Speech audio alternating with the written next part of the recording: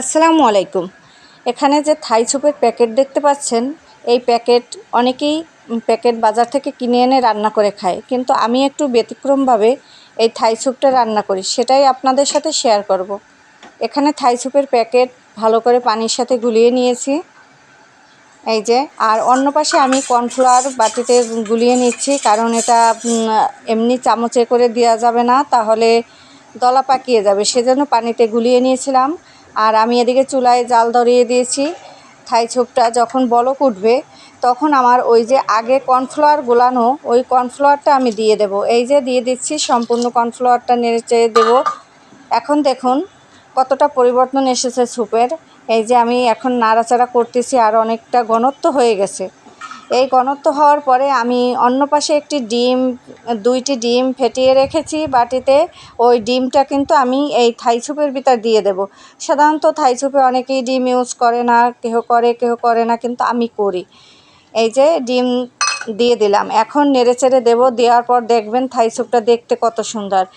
এভাবে বলবেন, অনেকেই কমেন্ট করে বলবেন, আপু এভাবে তো রান্না করে না, কিন্তু আমি এভাবে করি, আমার কাছে এভাবে পছন্দ হয়। আমি এই জন্য এইভাবেই থাই স্যুপটা রান্না করি, আমার কাছে ভালো লাগে। প্যাকেট থাই স্যুপ অনেকেই পছন্দ করেন, অনেকেই খান, কিন্তু একটু ব্যতিক্রম বা অন্যরকম খেলে একটু ভালোই লাগে। এই যে কালারটা কত সুন্দর হয়েছে। আর এখানে আমি কি করতেছি জানেন? আপনারা হয়তো বা মনে করতেছেন আমি তেলের পিঠা ভাজতেছি, কি সুন্দর গোল গোল ফুলকো, এগুলো তেলের পিঠাই হবে। আসলে কিন্তু আমি এগুলো তেলের পিঠা ভাজছি না, এগুলো কি জানেন? এগুলো হলো আমি বেগুনি বানাচ্ছি। বেগুনটা বড় বড় বেগুনগুলো গোল করে কেটে নিয়েছি, তারপর আমি বেসনে চুবিয়ে সেগুলো ভাজতেছি, সেই জন্য তেলের পিঠার মতো হয়েছে এবং ফুলকো ফুলকো হয়েছে। দেখতেও আমার কাছে ভীষণ ভীষণ ভালো লাগে। আপনারা কারা এরকম বেগুনি ভেজে খান, সেটা আমাকে একটু কমেন্ট বক্সে জানিয়ে যাবেন। আমি কিন্তু এটা বেশিরভাগই লম্বা করে কাটি, এরকমও মাঝে মধ্যে কাটি। এটা একটু ব্যতিক্রম হলে বাচ্চা কাচ্চাও একটু খুব পছন্দ করে খায়।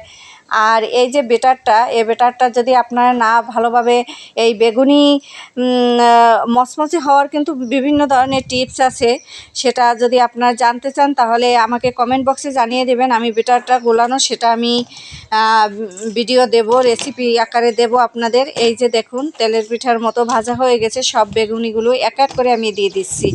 বেগুনি রাখার পর দেখতেও ভালো লাগতেছে, আর কতটা ফুলকো এবং মচমচে হয়েছে তা আপনাদের আমি দেখাবো একটা ভেঙে। তারপর আমি দেখাবো যে কতটা মুচমুচে হয়েছে।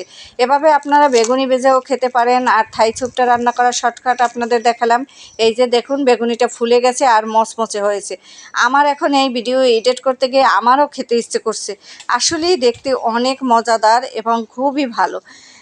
এই যে আরও একটা আইটেম আপনাদের আজকে শেয়ার করব, এটা হলো বেলের শরবত। বেলের শরবত অনেকেই কম বেশি পছন্দ করেন। রমজান মাস হোক বা এই গরমে ঠান্ডা পানি দিয়ে যদি এক গ্লাস বেলের শরবত খাওয়া হয়, তাহলে সবারই ভালো লাগে।